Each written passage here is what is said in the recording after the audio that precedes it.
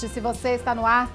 Nesta edição vamos falar sobre a inauguração da primeira unidade do Centro Judiciário de Solução de Conflitos, o CEJUSC, na região Alto-Oeste do Rio Grande do Norte. Parte das ações de estímulo à cultura da conciliação, o centro, localizado em Pau dos Ferros, deve contribuir para reduzir o número de processos que chegam à justiça. E veja também, em tempos de greve bancária, quais os principais direitos do cliente consumidor. E na entrevista, vamos falar sobre as ações da Câmara Nacional de Gestores de Precatórios. O convidado é o juiz Bruno Lacerda, chefe da divisão de precatórios do TJRN e representante do Rio Grande do Norte, junto com mais 6 estados brasileiros na direção da Câmara. O Justiça e Você faz um intervalo e volta em instantes. Enquanto isso, confira os assuntos que movimentaram a semana no Judiciário Potiguar. Até já!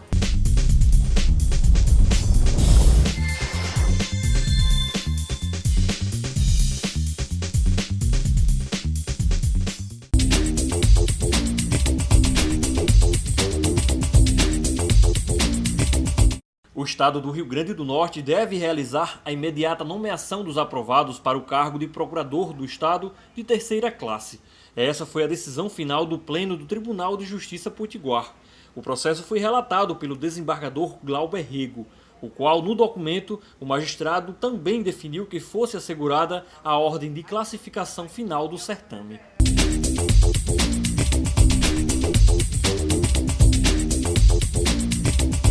Seguindo a política de aproximação do Conselho Nacional de Justiça com os tribunais de justiça dos estados, o conselheiro do CNJ, José Norberto Lopes Campelo, realizou uma visita de cortesia ao TJRN. O conselheiro foi recebido pelo presidente do tribunal, o desembargador Cláudio Santos, e participou também de reuniões com outros magistrados sobre a priorização do primeiro grau de jurisdição. Eu acho que o momento vivido hoje pelo Conselho Nacional de Justiça é de buscar meios para se aproximar mais dos tribunais brasileiros e poder levar as suas experiências próprias, como também difundir as boas práticas de outros tribunais, para que a gente possa, no menor espaço de tempo possível, padronizar a justiça brasileira. Eu vejo com muito bons olhos, sempre vejo a presença do Conselho Nacional de Justiça aqui, que vai verificar, então, a nossa realidade de forma presente, ouvindo a todos os juízes, desembargadores, funcionários,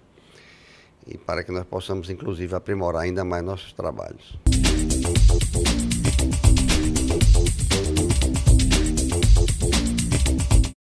No Tribunal de Justiça do Rio Grande do Norte, o início da primavera foi marcado pela conscientização socioambiental. Além de uma exposição de orquídeas nativas da flora brasileira, a Comissão Permanente de Gestão Ambiental promoveu um ciclo de palestras sobre coleta seletiva e sobre a conservação da vegetação local. As palestras foram ministradas para servidores do Judiciário e alunos do ensino médio da rede pública de ensino. Nós queremos marcar, certo, momentos de reflexões sobre como nós estamos nos comportando dentro do nosso ambiente de trabalho, porque nós servimos a justiça procura levar dignidade para as pessoas e nós não podemos de forma nenhuma ficar alheia ao nosso redor e procurar também inserir-se nessa responsabilidade solidária com os resíduos sólidos.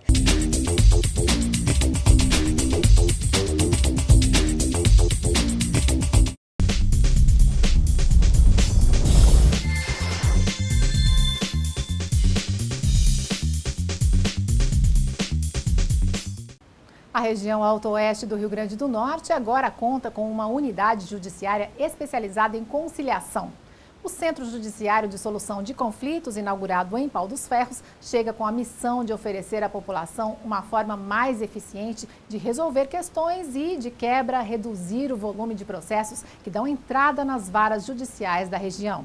Em continuidade ao plano de expansão da política de conciliação, o Tribunal de Justiça do Rio Grande do Norte entregou mais um CEJUSC, dessa vez na cidade de Pau dos Ferros, distante quase 400 quilômetros de Natal. Nós já temos em Natal, Mossoró, Parnamirim, Santa Cruz e agora estamos instalando em Pau dos Ferros, né? Essa nova cultura da conciliação que nós estamos tentando implantar em todo o estado o mais breve possível, né? Logo na sequência, vamos procurar fazer em Caicó, João Câmara e outras comarcas maiores. A nova unidade é a primeira a ser inaugurada fora das instalações do Centro Judiciário de Solução de Conflitos. 3 salas foram disponibilizadas por uma faculdade local e vão ser utilizadas para mediação e conciliação. A expectativa é de que, em média, 50 petições pré-processuais sejam realizadas por mês aqui. A prática jurídica tradicional já vai fazer as suas petições e as petições que serão feitas, em alguns casos, nem serão necessário fazer, já seguirão para o Sejusc ao lado, ao invés de irem para o Poder Judiciário, evitando uma litigiosidade muito grande. Por quê? Porque se houver o diálogo através dos profissionais capacitados, nós teremos menos uma ação adentrada junto à estrutura do Poder Judiciário. Então, está de parabéns, doutor Osvaldo, toda a cidade, porque ganha mais um espaço em busca do consenso. Na realidade, o ideal é que todas as comarcas tenham esse espaço, nós vamos lutar, essa é a nossa meta, e principalmente envolvendo não só faculdades, mas envolvendo outras entidades, como a própria igreja, as associações de bairros, enfim, os CDLs, nós devemos envolver todos. Por quê? Porque com certeza sempre uma pessoa na busca da paz, uma pessoa que possa intermediar esse diálogo para que a gente evite mais um processo. Para o juiz titular da comarca de Pau dos Ferros, a partir da entrada em funcionamento do Sejusc na cidade, o número de processos tende a diminuir consideravelmente. O método consensual é o método mais rápido e é o método que propõe realmente a pacificação social, de forma que nós vamos conseguir beneficiar diretamente as partes dos processos que vierem para cá e de maneira indireta até os outros processos também, porque vai desobstruir nossa pauta de audiências e de julgamentos. Ao todo, 48 conciliadores entre servidores, advogados e estudantes serão formados para atuar na unidade. A gente percebeu que nós tínhamos uma visão equivocada do próprio processo em si, que o advogado em si ele é instruído na sua formação no sentido de defender os interesses da parte sem levar em consideração que, às vezes, as partes elas têm esse poder de autocomposição. Então, o curso de conciliação ela trouxe essa nova visão, inclusive para a gente que atua de forma quanto mais aqui em Pau dos Ferros, porque nós tínhamos essa visão da briga, propriamente dito. Nós não tínhamos essa ideia de que as partes poderiam, se fossem empoderadas, se tivessem o poder nas mãos, de chegar a um resultado, que fosse satisfatório para as duas partes, sem necessariamente estarem brigando ou estarem litigando. A representante da faculdade explica que o apoio a essa iniciativa não deve se limitar apenas à disponibilidade do espaço físico. Sentimos que é uma contribuição muito grande que nós, enquanto faculdade de evolução, podemos dar para a sociedade. E isso é muito importante, tanto para o ensino e para a aprendizagem dos alunos, que aqui estudam, como também para prestar esse serviço à nossa sociedade do Alto Oeste Potiguar. O Sejusc de Pau dos Ferros fica na Avenida da Independência, número 427, no centro. Cláusula leonina é um conteúdo inserido por uma das partes em um contrato que lesa os direitos à outra parte, normalmente tirando proveito de uma situação desigual entre os contratantes. Essa cláusula é considerada abusiva, pois lesa a boa-fé e causa grave desequilíbrios nos direitos e obrigações das partes, prejudicando o lado mais fraco. Pode ser questionada judicialmente para que seja considerada nula, não implicando, entretanto, na nulidade do contrato como um todo. A expressão leonina teve origem numa fábula de Ésopo, sobre um acordo realizado entre um cavalo, uma cabra, uma ovelha e um leão. No próximo bloco, a participação do Rio Grande do Norte na diretoria da Câmara Nacional de Gestores de Precatórios e as alternativas para manter as contas em dia, mesmo em tempos de greve nos bancos. Aproveite o intervalo para seguir o TJRN no Periscope. Acompanhe ao vivo de qualquer lugar e a qualquer momento a transmissão das informações do Poder Judiciário Potiguar no exato instante em que elas acontecem. O Justiça e Você volta já.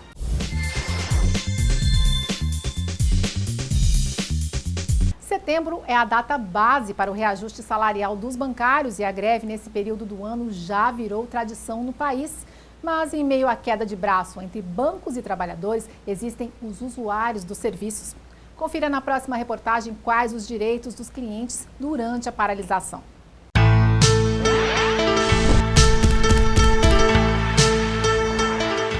greve dos bancários é sinônimo de descontentamento geral entre a população. As reclamações se repetem. Quem precisa do serviço explica que muitas vezes enfrenta dificuldades. Anderson, de que maneira a greve dos bancos atrapalhou hoje os seus planos? Atrapalhou muito, né? Porque a gente quer fazer uma movimentação, pagamento no depósito. Nem depósito está podendo fazer aqui. Tem que ir em outra agência, em outro bairro para poder fazer. Atrapalhou demais, porque nós temos nossos compromissos. Para pagar, a gente chega, o dinheiro não está disponível, porque só resolve lá no primeiro andar. Aí, poxa, a gente trabalha, o dinheiro está na conta, mas não está disponível por conta deles. Aí quando nós vamos pagar nossas coisas, está tudo atrasado. Eu fui fazer um depósito, não tem aí o papel para fazer depósito. Fui retirar dinheiro também, deu problema, porque não tinha dinheiro. E complica, né? Para evitar problemas gerados por atraso no pagamento de contas, o PROCON orienta os clientes a procurar canais alternativos. A greve foi deflagrada na terça-feira, dia 6, e nós nos reunimos na segunda-feira, dia 5, com o intuito de obrigar e exigir que os bancos fizessem as mínimas obrigações legais para não trazer tanto prejuízo aos consumidores. Existe regulamentação dos bancos dizendo que, por questões de segurança, tem-se que incentivar a questão das transferências e não saques para possíveis pagamentos. A gente precisa respeitar o consumidor. Mas nem sempre é possível resolver tudo virtualmente ou fora das agências. Quem procura uma casa lotérica, por exemplo, para pagamento ou saque, precisa lidar com a restrição de valores. O limite para pagar contas da Caixa Econômica Federal é de R$2.000. Já os boletos de outros bancos, o valor é ainda menor, R$700. Ou seja, quanto maior a conta, mais difícil pode ser conseguir quitar o débito. Deve procurar o consumidor agências de Pague Fácil ou de loterias para promover esse pagamento. Se não conseguiu mesmo assim porque o valor era exacerbado, deve ele se munir de uma certeza de que posteriormente, logo após a greve, ele se dirigir o mais rápido possível até a agência, demonstrando assim boa fé e, logicamente, entrando em contato com o gerente, informando que não pagou em dia porque estava na situação de greve. Se não houver um consentimento, um consenso, uma aceitação do gerente, ele deve entrar em contato com o PROCON para o PROCON tentar solucionar através de uma audiência. Não conseguiu através do PROCON, aí teria que se judicializar. Outro serviço que acaba prejudicado durante a greve é o depósito bancário. Em muitas agências, os envelopes acabam e demoram a ser repostos. Tem agência que tem um envelope, mas a função depósito no terminal eletrônico não está funcionando. De que adianta uma única cidade ter uma agência e não está sendo reposto as cédulas nos terminais para saque? Geralmente a gente firma contrato naquela agência por ser mais próxima, por ser mais cômoda aos nossos ofícios. Então cada agência deve disponibilizar de maneira legal os envelopes e, logicamente, alguma pessoa para esclarecer as dúvidas. A reposição de cédulas nos caixas eletrônicos e as compensações bancárias também são considerados serviços essenciais. Por isso, devem acontecer normalmente durante a paralisação.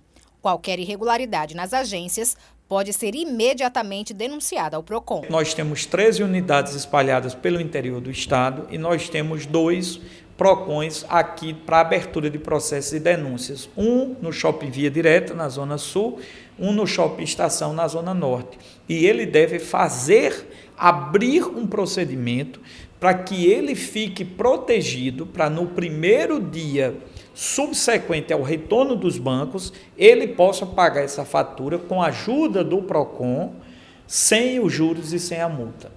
As atividades da Câmara Nacional de Gestores de Precatórios são nosso assunto agora. Eu converso com o chefe da divisão de precatórios do TJRN, o juiz Bruno Lacerda. Ele que é o representante potiguar, juntamente com outros 6 estados brasileiros, na direção da Câmara. Doutor Bruno, é um prazer receber o senhor aqui nesse programa mais uma vez. Prazer é meu estar aqui mais uma vez, podendo dar informações sobre a divisão de precatórios. A atual gestão vem batendo recordes no pagamento de precatórios. Como é que estão os números atualmente? Nós estamos dando continuidade aos nossos pagamentos, especificamente pagando as prioridades do município de Natal e do estado do Rio Grande do Norte. Nós alcançamos cifras em torno de 65 milhões de reais este ano, que ainda não ultrapassou o do ano passado, que foi 71 milhões de reais, mas já é maior do que os outros anos, com exceção do ano passado. Juntamente com o ano de 2015, nós pagamos algo em torno de 133, 134 milhões de reais. beneficiando cerca de 5 mil pessoas. A nossa expectativa é que a gente avance ainda mais para que até o final do ano a gente consiga alcançar os pagamentos no que se refere ao Estado do Rio Grande do Norte, dos precatórios que estão na fila desde 2010, chegando perto dos de 2011. E qual o ponto-chave para se chegar a esses resultados? Bom, eu acho que, em primeiro lugar, a existência de recursos, de dinheiro, né, sem o repasse feito pelo município de Natal, que regularizou as transferências, e o do Estado do Rio Grande do Norte, que apesar das dificuldades que apresenta em termos financeiros, vem pagando, não regularmente, mas vem pagando, sem a existência desses recursos a gente não tinha como fazer a entrega dos valores às partes. E também o compromisso da equipe, a melhoria dos procedimentos, a otimização dos procedimentos para que a gente faça de forma mais rápida, mas também transparente, esses pagamentos. A proatividade da sua equipe também pode ser considerada um diferencial, né? Principalmente com relação às negociações. Uma tônica da atual equipe, do pessoal que trabalha lá, é de saber que nós estamos incumbidos de uma tarefa muito importante, que é de entregar às pessoas que ganharam alguma ação contra o Estado ou contra os municípios o valor que a elas é devido. E que nós não podemos deixar existir dinheiro disponível para pagamento parado. Então, a gente sempre tem que agir para dar maior rapidez nisso, para que as pessoas possam receber o que lhes é de direito, que já estão na fila há muito tempo. Falando agora sobre a novidade, a sua participação na Câmara Nacional de Gestores de Precatórios, o que faz a Câmara? A Câmara, ela é um órgão de auxílio dos presidentes dos Tribunais de Justiça do Brasil. Ela foi criada pela necessidade de aprimorar os procedimentos referentes a pagamento de precatório e a disseminar boas práticas. Às vezes, um problema que existia no Tribunal de Justiça do Rio Grande do Norte existia no Tribunal de Justiça do Mato Grosso do Sul, por exemplo. E nós tínhamos a solução e eles ainda estavam procurando a solução. Então, a gente faz esse compartilhamento dessas soluções. E essa Câmara, ela se reúne semestralmente e com os representantes de todos os tribunais de justiça do Brasil. E ela tem um órgão diretivo que se reúne de forma mais frequente, e esse órgão organiza as reuniões e traz as matérias e aborda as matérias que serão objeto de discussão nos encontros. No final do mês de agosto foi realizada uma assembleia no estado de Pernambuco e foi renovada a diretoria, e o Rio Grande do Norte passou a fazer parte dessa diretoria. E a atividade é de organização dos trabalhos da Câmara, que, dentre outros, assim, como expoente ou como marco de sua atuação, divulgou 2 notas técnicas que foram fundamentais na apreciação das regras referentes à utilização de depósitos judiciais para pagamento de precatório. Inclusive, o Estado do Rio Grande do Norte, ele foi considerado como um modelo, um paradigma de utilização desses recursos para os outros tribunais. E também uma outra nota técnica falando do julgamento do Supremo Tribunal Federal quanto ao regime especial, a interpretação das regras. Então, é um órgão técnico que tem a finalidade de dar suporte aos presidentes dos tribunais para que o pagamento dos precatórios seja uniforme no Brasil todo. Então, além de um compartilhamento, existe um alinhamento nas ações. Isso. E o que se tem notado é que as discussões que são realizadas nas reuniões, nas assembleias da Câmara Nacional, elas têm tido uma característica cada vez maior de aprofundamento no tema. Os gestores estão cada vez mais indo para as reuniões, as assembleias, mais senhores da matéria, dominando mais o tema. Então, as discussões são cada vez mais ricas. Isso ficou muito patente no último encontro lá em Pernambuco. E isso se reverte numa positividade muito grande para a população, porque quem está gerindo o pagamento de precatório são pessoas que estão estudando com afinco sobre o tema e discutindo num fórum, num ambiente de elevado grau técnico e que as conclusões elas servem de parâmetro para todo o Brasil.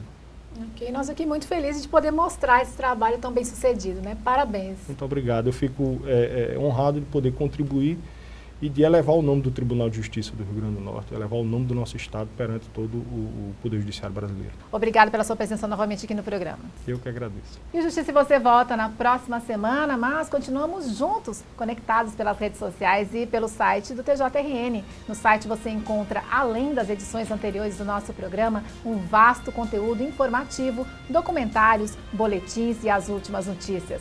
Foi um privilégio a sua companhia. A gente se vê no programa que vem.